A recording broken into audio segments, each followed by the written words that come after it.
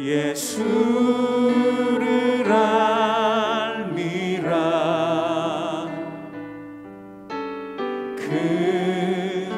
은보다 더 귀한 것 예수를 알미라. 세상 지식보다 귀한 것 예수를 알미라.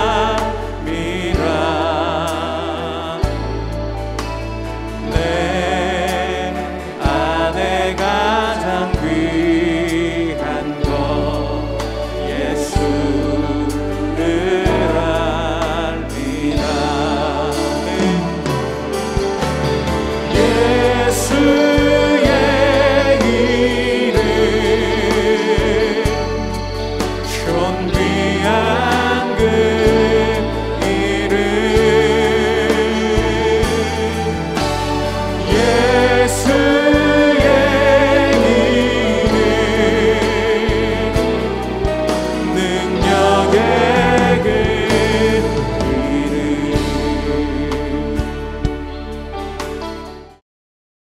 너희가 나에게 대항하면 어찌 됨이냐? 너희가 다 내게 잘못하였느니라. 여호와의 말씀이니라. 내가 너희 자녀들을 때린 것이 무익함은 그들이 징계를 받아들이지 아니함이라. 너희 칼이 사나운 사자같이 너희 선지자들을 삼켰느니라.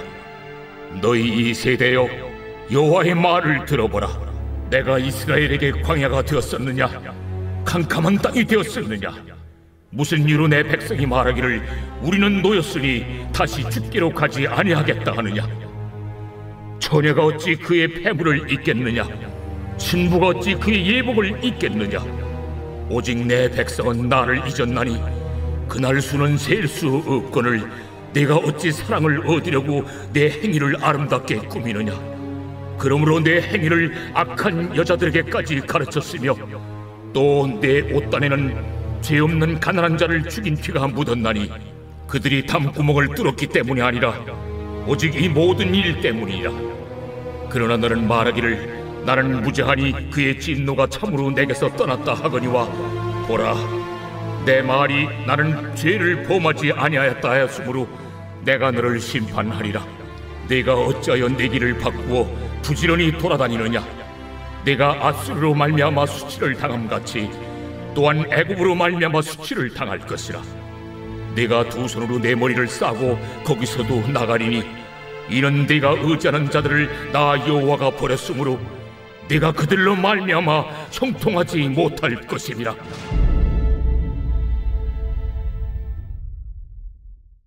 오늘 예배 자리에 나오신 모든 성도님들을 주님의 이름으로 환영하고 축복합니다. 오늘 예레미야 2장 29절부터 37절 말씀을 통해 제자리 찾기라는 제목으로 하나님이 주시는 말씀의 은혜를 함께 받고자 합니다. 도미니크 로로라는 분이 쓴 모두 제자리라는 제목의 책이 있습니다. 이 책은 한마디로 말해서 정리를 어떻게 하면 좋을지에 대한 내용이 담겨 있는 책입니다. 저는 이번에 이런저런 책을 검색해 보다가 이 책의 내용보다 책 제목이 저의 마음을 먼저 사로잡았습니다. 그러면서 책의 첫 페이지를 넘기고 읽어보는데 저자가 이 책의 서두에서 이런 이야기를 합니다. 정리는 물건을 안 보이게 숨기는 것이 아니라 물건을 차곡차곡 제자리에 놓아두는 것이다. 저도 정리를 할 때 가끔씩 이건 중요하기 때문에 잘 놓아두어야 한다고 해놓고는 정작 그걸 찾을 때는 너무 잘 둔 나머지 빨리 못 찾고 헤맬 때가 종종 있었습니다. 그때를 떠올리면서 정리는 무작정 치우거나 숨겨두는 것이 아니라 제자리에 잘 두는 지혜가 필요하다는 이 책의 내용에 참 동의가 되었습니다. 그러면서 오늘 말씀을 묵상하다가 하나님과 우리의 관계에 있어서도 이 제자리 찾기가 굉장히 중요하다라는 생각을 하게 되었습니다. 다시 말해 모두 제자리를 다시 찾아가는 것이야말로 우리의 신앙 회복을 위해서 꼭 필요한 과정이라는 것입니다. 우리가 성경을 보면 가장 첫 번째로 문제가 생겼을 때 그 이유가 바로 무엇이었습니까? 제자리 찾기에 실패한 것입니다.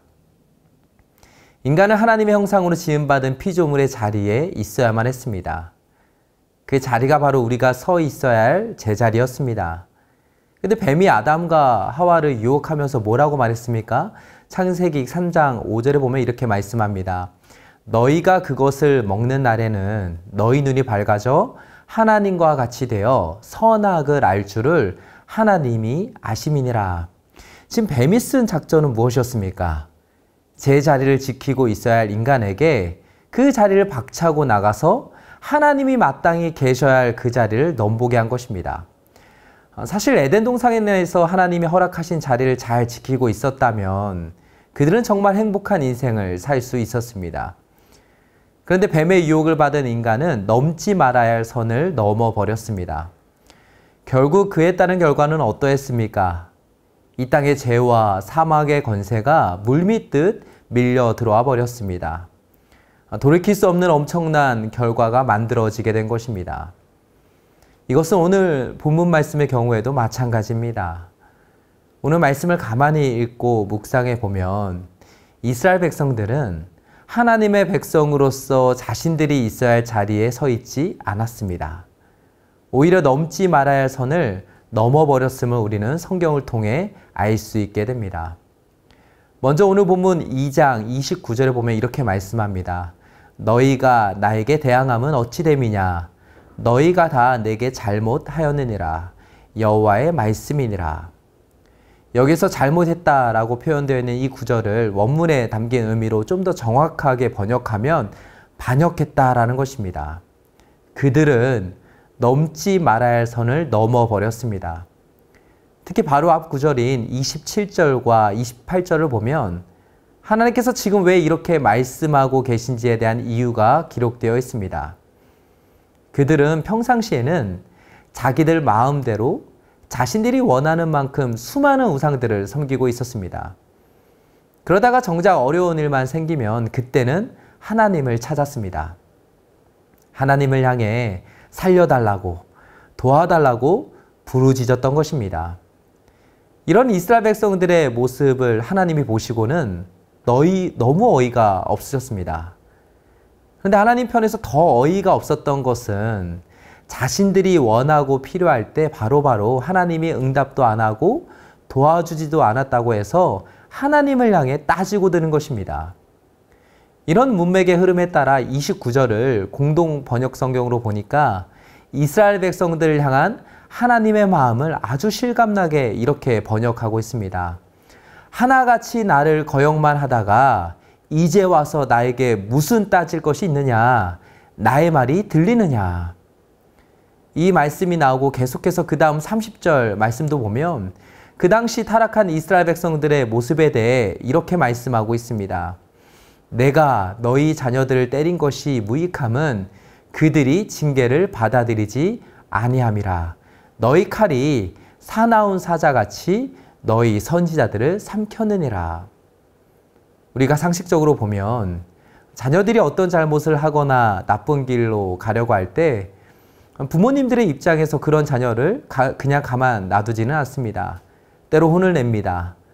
그들의 잘못된 행동을 고치려고 여러 방법을 사용합니다.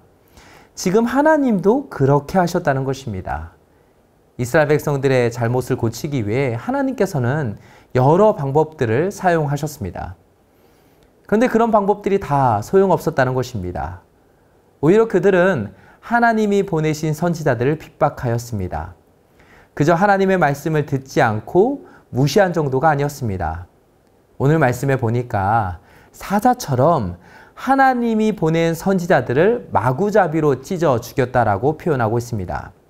그만큼 그들이 핍박했던 강도가 너무 심했다는 것입니다. 사실 하나님은 하나님이십니다. 인간은 그저 하나님이 만드신 피조물에 불과합니다. 인간이 하나님을 향해 끝없이 반역하고 대항하고 무시한다고 해서 하나님이 그런 인간을 보고 겁을 먹거나 두려워하게 되는 것이 아닙니다. 어느 정도 체급 차이가 맞아야지 싸움도 되는 것입니다. 아예 비교 불가능한 체급 차이입니다. 홍수 심판을 통해서도 우리가 알 수 있는 것처럼 죄악이 가득 찬 이 세상을 보시고 하나님께서 이제 안 되겠다라고 마음만 먹으면 이 땅은 한순간에 하나님의 진노와 심판으로 가득 채워질 수 있습니다. 시편 2편에 보면 세상의 통치자들이 하나님을 대적하기 위해 온갖 음모를 꾸미고 있을 때 그런 모습을 바라보시는 하나님을 이렇게 표현하고 있습니다. 시편 2편 4절 말씀입니다. 하늘에 계신 이가 웃으시며 주께서 그들을 비웃으시리로다. 이런 맥락에서 볼 때 올바른 신앙의 회복은 어떤 면에서 보면 제자리를 찾아가는 것입니다. 내가 있어야 할 자리로 돌아가는 것입니다. 부모와 자녀의 관계가 회복되는 첫 발걸음은 부모와 자녀가 서로 있어야 할 자리에 있게 되는 것입니다. 부모와 자녀의 관계는 엄밀히 말하면 친구가 아닙니다. 친구처럼 가깝고 친밀하게 지낸다고 말할 수도 있습니다. 그러나 부모는 부모의 자리에서 부모의 역할을 해야 하는 것이고 이것은 자녀에게도 똑같이 적용이 됩니다. 어떤 전문가가 이런 이야기를 했다고 합니다. 부모는 자녀와 친구가 될 수 없으며 부모의 교육적 과제는 권위와 애정 사이의 균형을 찾는 것이다. 하나님과 우리 사이의 관계도 마찬가지입니다. 우리의 신앙이 회복된다는 것은 창조주 하나님의 위엄과 영광에 압도당하는 것입니다. 그분의 위대하심 안에서 나를 보는 것입니다. 높으신 우리 주님 앞에서 나의 작음을 발견하지만 그분이 나를 끝까지 품어주시고 사랑해주시는 구원자이심을 깨달을 때 비로소 우리 안에 건강한 관계 회복이 일어나게 되는 것입니다. 저 안에 사랑하는 여러분, 지금 저와 여러분의 자리는 어디에 있습니까? 혹시 하나님이 있어야 할 자리에 내가 있는 것은 아닙니까? 우리는 넘지 말아야 할 선을 넘어서는 안 됩니다. 제자리를 찾아가야 합니다. 이것이 오늘 말씀을 통해 저와 여러분에게 주시는 하나님의 첫 번째 메시지입니다. 신앙의 회복은 제자리를 찾아가는 것입니다. 소망하기는 하나님의 자녀로서의 자리에서 하나님과의 관계가 건강하게 회복되는 은혜가 오늘 이 시간 저 여러분 모두에게 있게 되길 주님의 이름으로 축복합니다. 그런가 하면 오늘 두 번째로 하나님이 우리에게 주시는 교훈은 가면을 벗으라는 것입니다. 먼저 오늘 본문 31절부터 34절까지 보면 하나님은 이스라엘 백성들의 가증스러운 모습과 행위에 대해 아주 신랄하면서도 정확하게 지적하십니다. 그들은 하나님의 은혜를 잊어버렸습니다. 절대로 잊어버려서는 안 되는 은혜의 감각이 그들 안에 어느 순간 다 사라져버렸습니다. 더 이상 은혜의 세포가 그들의 삶에 뛰지 않았습니다. 하나님의 은혜에 무감각해져 버렸습니다. 이것은 하루 이틀 사이에 일어난 문제가 아니었습니다. 32절 하반절을 세번역 성경으로 보니까 이렇게 말씀합니다. 그런데도 나의 백성은 이미 오래전에 나를 잊었다. 얼마나 오래되었는지 셀 수도 없구나. 지금 이게 무슨 말입니까? 하나님과의 관계가 완전히 멀어져 버린 지가 이미 너무 오래되었다는 것입니다. 그런데 이것보다 더 큰 문제가 33절과 34절에 나옵니다. 이스라엘 백성들이 하나님을 향해 등을 돌려버렸습니다. 하나님이 있어야 할 자리에 하나님이 안 계셨습니다. 그리고는 그 빈자리를 다른 우상들로 채워넣어 버렸습니다. 더군다나 영적으로만 타락한 것이 아니었습니다. 사회가 부패해졌고 죄악으로 가득 차버렸습니다. 이것을 오늘 성경은 죄를 짓지도 않았는데 가난하다고 해서 죄 없는 사람들을 죽였다라고 표현하고 있습니다. 그들은 온갖 나쁜 짓을 서슴지 않고 행하였습니다. 힘없고 약한 사람들을 향한 가혹한 폭력이 그들의 사회 안에서 이루어졌습니다. 이스라엘 백성들은 단순히 종교적인 영역에서만 무너져 있었던 것이 아니었습니다. 그들의 삶의 모든 영역에서 하나님의 질서가 무너지고 깨져버렸습니다. 이런 상황 속에서 오늘 본문 35절에 보니까 이렇게 말씀합니다. 그러나 너는 말하기를 나는 무죄하니 그의 진노가 참으로 내게서 떠났다 하거니와 보라 내 말이 나는 죄를 범하지 아니하였다 하였으므로 내가 너를 심판하리라. 지금 이게 무슨 말입니까? 겉으로는 아닌 척하고 있는 것입니다.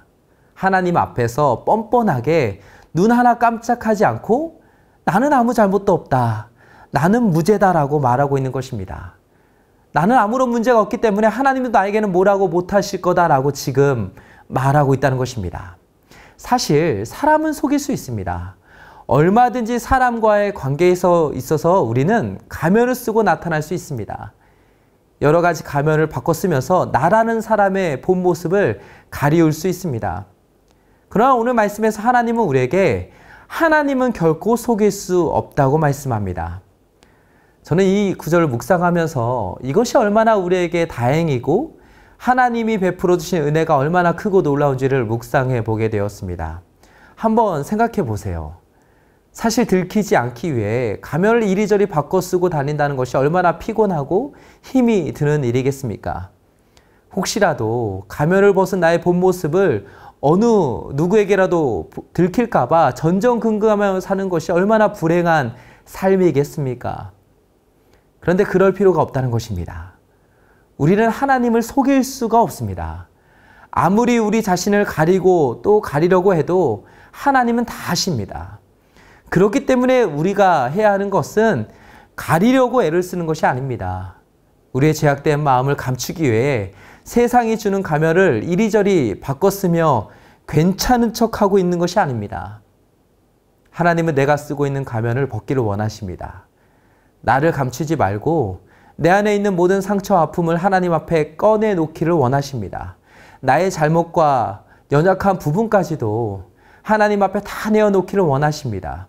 그럴 때 진짜 치유와 회복이 일어나게 되는 것입니다. 저 여러분 어떠합니까? 하나님은 우리가 약할 때 강함이 되어 주시는 분이십니다. 하나님은 꺼져가는 심지를 끄지 않으시고 상한 갈대를 꺾지 않으시는 분이십니다. 그렇기 때문에 36절과 37절에서 하나님은 세상을 의지하지 말라고 말씀하는 것입니다. 세상을 의지해봤자 또 다른 고통과 아픔만 안겨줄 뿐이라는 것입니다. 부지런히 돌아다니면서 길을 바꾸고 간에 붙었다 쓸개 붙었다 해봤자 그것이 우리에게 아무런 유익을 가져다 주지 못한다는 것입니다. 결국 우리가 치유되고 회복할 수 있는 길은 다른 데 있지 않습니다.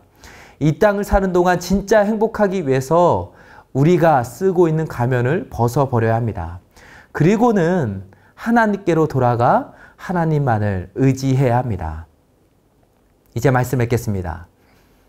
우리가 잘 아는 것처럼 탕자는 자신이 있어야 할 바로 그 자리로 다시 돌아왔을 때 비로소 온전한 회복과 행복이 그의 삶에 이루어졌습니다.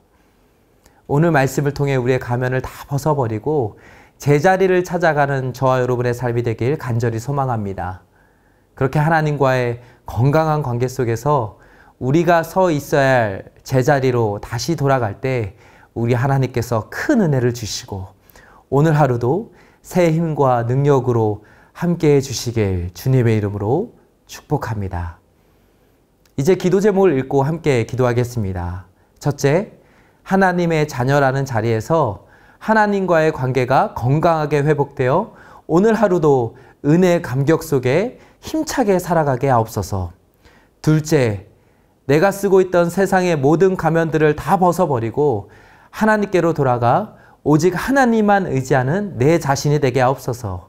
셋째, 7.14 기도 대성회 가운데 말씀을 전하시는 이노 목사님, 주승주 목사님, 유기석 목사님에게 성령과 진리로 충만케 하시고 이번 7.14 기도 대성회가 2024년 열리는 제4차 로잔 대회까지의 한국교회 기도운동의 마중물이 되게 하옵소서. 다 함께 기도하겠습니다.